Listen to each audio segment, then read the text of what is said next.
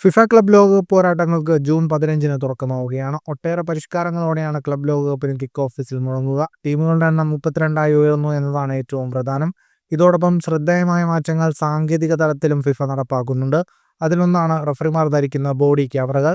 ഈ ക്യാമറ സ്ക്രീനുകൾ കളി കാണുന്ന ആരാധകരെ ഉദ്ദേശിച്ചാണ്. ഗോൾ നേടുന്നതും മികച്ച സേവുകളും ഒക്കെ മറ്റൊരു വശത്തിലൂടെ കാണുന്നതിന്റെ അനുഭവമാണ് ക്യാമറ ഘടിപ്പിക്കുന്നതിലൂടെ ഫിഫ ഉദ്ദേശിക്കുന്നത്.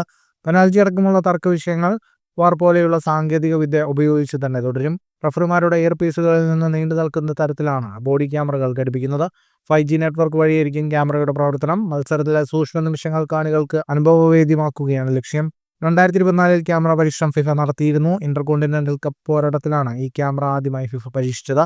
വാർ സാങ്കേതിക വിദ്യയിലും മാറ്റമുണ്ടാകും. കൂടുതൽ സുതാര്യതയ്ക്കായി റഫറിയുടെ വീഡിയോ അവലോകനങ്ങൾ സ്റ്റേഡിയത്തിലെ വലിയ സ്ക്രീനിലും പ്രദർശിപ്പിക്കും. അൽഗോരിതങ്ങളെ അടിസ്ഥാനമാക്കി 16 ക്യാമറകൾ ഉപയോഗിച്ച് മെച്ചപ്പെട്ട സെമി ഓട്ടോമാറ്റിക് ഓഫ്സൈഡ് സാങ്കേതിക വിദ്യയും മത്സരങ്ങളിൽ നടപ്പിലാക്കും. ഓഫ്സൈഡിൽ താരങ്ങൾ നിൽക്കെ പന്ത് കളിക്കാരൻ തൊടുമ്പോൾ തന്നെ അസിസ്റ്റന്റ് റഫറിമാർക്ക് ഓഡിയോ സന്ദേശങ്ങൾ ലഭിക്കും. ഓഫ്സൈഡ് കോഡുകൾ വേഗത്തിലാക്കാനും കളി വേഗം തന്നെ പുനരാരംഭിക്കാനും പുതിയ നീക്കം ലക്ഷ്യമിടുന്നു. ഗോൾ കീപ്പർമാർ ഇനി മുതൽ 8 സെക്കൻഡിനുള്ളിൽ പന്ത് റിലീസ് ചെയ്യണം. 5 സെക്കൻഡ് ആയാൽ റഫറി ഗോൾ കീപ്പർമാർക്ക് മുന്നറിയിപ്പ് നൽകും. 8 സെക്കൻഡ് കഴിഞ്ഞിട്ടും പന്ത് അടിച്ചു കൊടുത്തില്ലെങ്കിൽ എതിർ ടീമിന് കോർണർ കിക്ക് അനുവദിക്കും. ഫുട്ബോൾ ലോകത്തെ കൂടുതൽ വാർത്തകൾക്കും വിശേഷങ്ങൾക്കുമായി സ്പോർട്സ് കഫേ സബ്സ്ക്രൈബ് ചെയ്യുക.